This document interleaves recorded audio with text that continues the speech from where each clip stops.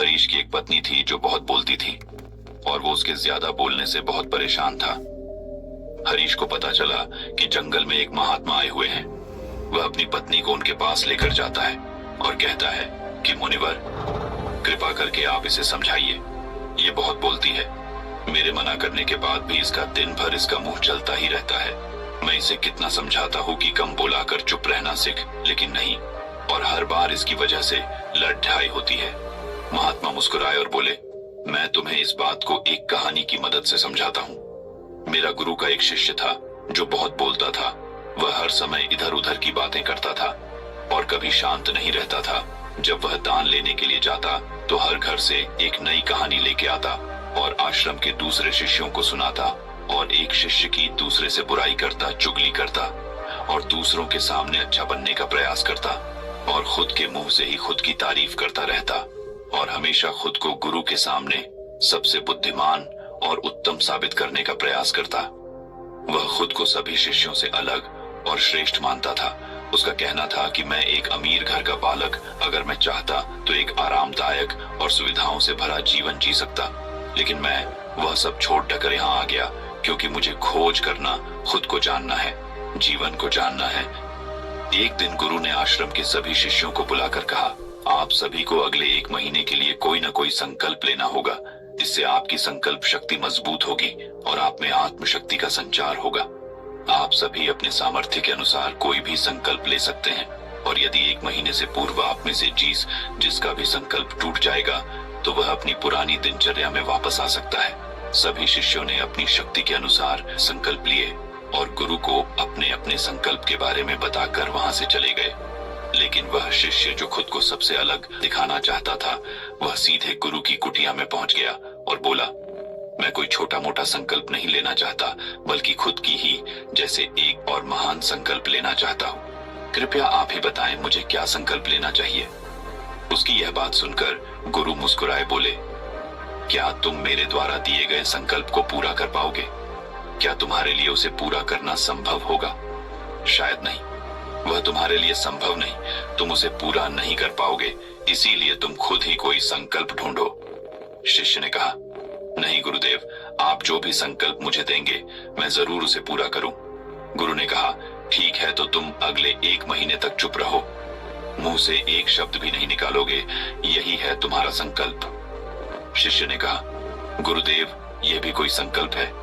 ये तो बहुत ही आसान है। आप कोई संकल्प दीजिए जो मेरी योग्यता के बराबर हो।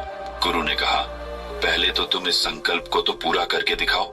शिष्य ने गुरु की बात मान ली और वह उसी समय चुप हो गया और पलटकर कुटिया से बाहर चला गया। उसे चुप रहना बहुत आसान लग रहा था। उसने एक दिन तो जैसे तैसे चुप रहकर काट लिया, लेकिन दूसरे दिन से उसके मन में ना बोलने का बोझ बढ़ने लगा, और तीसरे दिन उसे भारीपन महसूस होने लगा, और चौथे दिन उसके अंदर एक अजीब सी बेचैनी होने लगी, क्योंकि आसपास आश्रम के सभी शिष्य एक दूसरे से बातें कर रहे थे। वह भी अपना पक्ष उनके सामने रखना चाहता था, उनकी बोलती बंद कर देना चाहता था, लेकिन उसका संकल्प उसके आ रहा था, इसीलिए वह पूरे दिन सिर्फ और आंखें बनाता।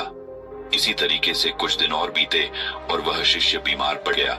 उसका सिर फटा जा रहा, उसका खाने पीने तक का मन नहीं था, वह सिर्फ बोलना चाहता था।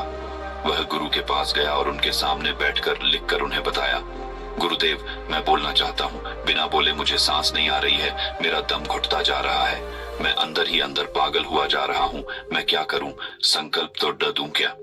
ये पढ़कर गुरु मुस्कुराए और बोले, मैं संकल्प ढाने के लिए नहीं होते, लेकिन जो अपने संकल्प को पूरा कर लेता है वह अपनी आंतरिक शक्ति को बढ़ाता है, और जो अपनी आंतरिक शक्ति को बढ़ा लेता है वो समाज और जागृति की राह पर आगे बढ़ जाता है। संकल्प का लेना भी तुम्हारे हाथ में था और इसे तोड़ना भी तुम्हारे हाथ में है। तुम्हारे बहुत से भाई अपने संकल्प को तोड़कर अपनी पुरानी दिनचर्या पर वापस आ चुके हैं। अगर तुमसे नहीं हो पा रहा तो तुम भी संकल्प तोड़कर अपनी पुरानी दिनचर्या पर वापस जा सकते हो। लेकिन याद रहे, अगर आज तुम इस छोटे से संकल्प को नहीं संभाल पा रहे तो तुम अपनी बाकी की पूरी जिंदगी को कैसे संभाल सकोगे? बाकी फैसला पूरी तरह से तुम्हारे हाथों में है। गुरु की यह बात उस शिष्य के दिल में चोट कर गए। वो बिना कुछ बोले वहां से वापस चला गया और खुद को अपनी कुटिया में बंद कर वह केवल अपने जरूरी कामों के लिए ही कुटिया से बाहर निकलता, बाकी सारे समय कुटिया के अंदर ही बैठा रहा। 15 दिन बीत चुके थे और आश्रम के लगभग सभी शिष्यों का संकल्प अब तक टूट चुका था, लेकिन उसका संकल्प अभी भी जारी था। संकल्प लेने के बाद से अब तक उसने एक शब्द भी नहीं बोला। सारा आश्रम हैरान था कि इतना बोलने वाला इंसान चुप कैसे हो। 15 दिन बीतने के बाद वह दोबारा अपने गुरु के पास गया और लिखकर बताया है, गुरुदेव, मैं बाहर से तो चुप हूँ, लेकिन मेरे भीतर बहुत सी आवाजें हैं, बहुत सी चीख पुकार और शिकायतें हैं। मैं अंदर ही अंदर बात करता रहता हूँ। मेरा मन तरह तरह के प्रश्न पूछता है। मैं बाहर से जितना मोर, भीतर से उतने ही शोर शराबे से भरा। क्या इस तरह से मेरा संकल्प अभी भी है? गुरु ने कहा, हाँ, तुम्हारा संकल्प अभी भी जारी है, लेकिन जब तक लोगों की ये आवाजें तुम्हारे कानों में उठती रही, तुम्हारा मन बोलता रहेगा, क्योंकि इसे तो आदत है। तुम भले ही बाहर से चुप रहो, लेकिन तुम अंदर ही अंदर बोलते रहोगे। तुम्हें इन बातों से, इन आवाजों से दूर जाना चाहिए। शिष्य गुरु को प्रणाम कर वहां से चला जाता है और सुबह होते ही अपनी कुटिया छोड़ जंगल की तरफ चला जाता है। कई दिन बीत जाते, संकल्प का समय भी पूरा हो जाता है, लेकिन शिष्य लौटकर नहीं आया। आश्रम में सभी को डर था कि कहीं जंगली जानवर ने उसे खाना लिया हो। इस बीच उसे ढूंढने की बहुत कोशिश की गई, लेकिन वह कहीं नहीं मिला। गुरु भाइयों ने मान लिया था कि जंगली जानवरों ने उसे अपना शिकार बना लिया है, लेकिन गुरु को ऐसा नहीं लगता।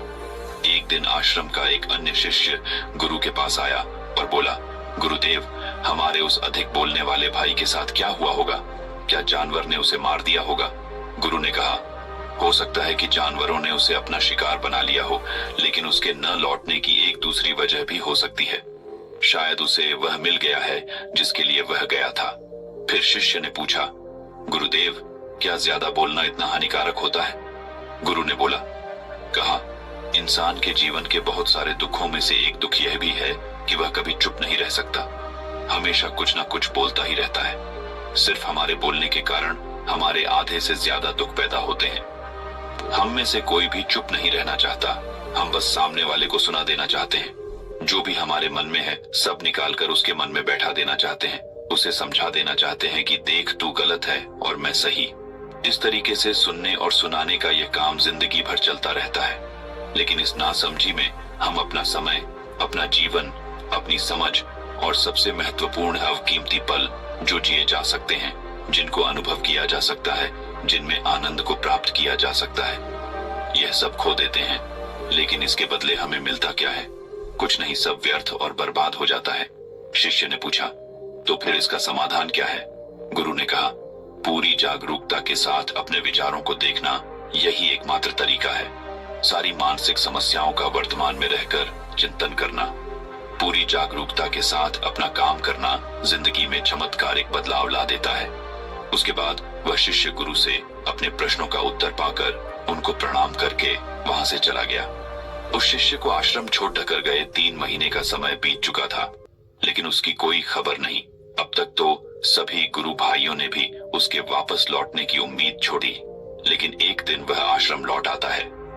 लेकिन अब वह नहीं था जो यहाँ से गया था। वह कुछ और ही बनकर वापस आया था। उसके अंदर एक गजब का बदलाव महसूस किया जा सकता था। उसके चेहरे पर एक गजब का ठहराव और आंखों में बनी शांति थी। आश्रम में आते ही सभी गुरु भाइयों ने उसे चारों तरफ से घेर लिया और बातें करने लग गए। वह भी अपने गुरु भाइयों से बातें करने लगा। उससे बात करने वाले सभी ने यह अनुभव किया कि अब वह पहले जैसा उतावला और बातूनी नहीं रह गया था। उसके मुंह से एक एक शब्द बहुत ही सुलझे हुए और मधुरता के साथ निकल रहे थे। थोड़ी देर तक गुरु भाइयों से बात करने के बाद वह सीधा गुरु की तरफ चला गया। उसने गुरु के चरण छुए और कहा, गुरुदेव, क्या मैं अब भी मौन हूँ? क्या अब भी मेरा संकल्प जारी है? गुरु ने कुछ देर तक शिष्य की आंखों में बड़े ध्यान से देखा और कहा, हाँ, तुम अब भी मौन हो। तुम्हारे मुंह से एक भी शब्द निकल नहीं रहा और तुम्हारा संकल्प अभी भी जारी है। शिष्य ने कहा, गुरुदेव, जब मैं आश्रम से गया तो मैं मुंह से तो चुप था, लेकिन मेरे अंदर बहुत सी आवाजें थी। मन में बहुत से प्रश्न थे और वह बंद नहीं हो रहे थे, तो मैं जंगल में चला गया, इस उम्मीद से कि वहां मुझे शांति मिलेगी और मेरे मन की बकबक कम हो जाएगी। लेकिन मैं जितना एकांत में जाता गया, मेरे अंदर की आवाज उतनी ही तेज होती गई। मेरे भीतर की पुरानी से पुरानी आवाज मुझे सुनाई देने लगी। तब जाकर मैंने महसूस किया कि मैं कितना गलत कर रहा था। जब मैं अपने परिवार वालों, दोस्तों को और गुरु भाइयों को बुरा भला कहता था तो उस समय मुझे लगता था कि मैं सही कह रहा हूँ। जब मैं गुरु भाइयों की एक दूसरे से चुगली करता था और उनका मजाक बनाता तब भी मुझे यही लगता था कि मैं उनसे बेहतर हूँ और मैं सही कर रहा हूँ। लेकिन उस दिन मैंने पहली बार महसूस किया कि मैं कितना गलत बोलता था। काफी दिनों तक ये आवाजें, ये शिकायतें मेरे अंदर चलती रही, लेकिन धीरे धीरे करके एक दिन ये सारी आवाजें मेरे अंदर से समाप्त हो गई। अब मैं भीतर से भी मौन हो गया। उस घने जंगल में बाहर से कोई बोलने वाला था नहीं और भीतर कोई आवाज बची ही नहीं थी और मैं उस दिन पहली बार मौन का सही अर्थ समझा। मेरे चारों तरफ बहुत शांति थी। हालांकि अभी भी कुछ आवाजें आ रही थी जो पहले भी आती थी, लेकिन मैं उन्हें सुन नहीं पाता था। पर अब वह सभी आवाजें मुझे स्पष्ट रूप से सुनाई दे रही थी। हवा के चलने की आवाज, चिड़ियों के चहकने की आवाज और पानी के बहने की आवाज। ये सभी आवाजें मैंने पहली बार पूरे होश पूर्वक सुनी। अपने चारों तरफ इतनी शांति मैंने पहले कभी महसूस नहीं की थी। तो इस शांति को भंग करने के लिए मैंने पहली बार अपने मुंह से कोई शब्द निकाला। मैं चिल्लाया, हे ईश्वर, ये कैसी शांति है? सभी कुछ इतना शांत क्यों है? ऐसा क्या हो गया? लेकिन मेरे चिल्लाने के बाद भी शांति भंग नहीं हुई। सब कुछ पहले जितना ही शांत था, बाहर भी और भीतर भी। हे गुरुदेव, मैंने अपने गुरु भाइयों से बात की, मैंने आपसे बात की। मैं बोल रहा हूं, मैं चल रहा हूं, मैं सब कुछ देख रहा हूं, लेकिन मैं अपने भीतर एकदम एकांत में हूं, मौन में हूं, भीड़ में होता हूं, तब भी भीतर से अकेला एकांत में होता हूं। जब मैं खुद में भी शोर करना चाहता हूं, तब भी एकांत में ही होता हूं। अब सब दिखाई पड़ने लगा है, सब सुनाई पड़ने लगा है। गुरु ने कहा, जब तक हम बाहर की तरफ बोलते रहेंगे, भीतर अशांति ही रहेगी। लेकिन जिस दिन हम भीतर की तरफ मुड़ जाएंगे, तब हमारे मुंह से कुछ भी निकलेगा, हम शांत ही रहेंगे।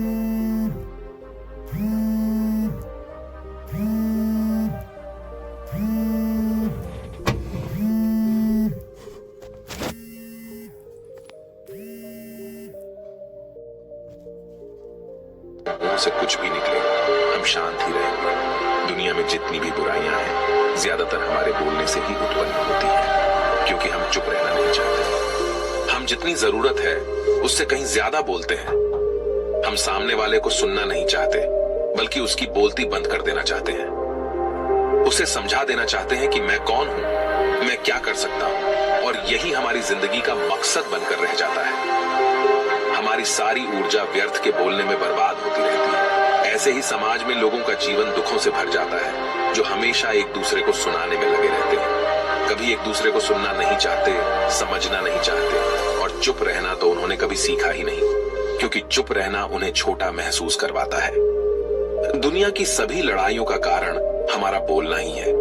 इसलिए हमें सिर्फ उतना ही बोलना चाहिए जितना जरूरी हो, क्योंकि व्यर्थ का बोलना ऊर्जा को नष्ट करना है, और यह बोलना ही हमें कभी अपने भीतर की ओर लौटने नहीं देता, क्योंकि यह हमें बाहर की ओर खींच कर रखता है, और बाहर है ही क्या इस संसार के अलावा। लेकिन अगर अपने भीतर के संसार की ओर मोड़ना है तो इस मुंह को बंद ही रखना चाहिए। इसीलिए जितने भी बुद्ध हुए, आत्मज्ञानी हुए, वह सभी एकांत की ओर भागे, ताकि उन्हें ज्यादा न बोलना पड़े, ज्यादा सुनना न पड़े।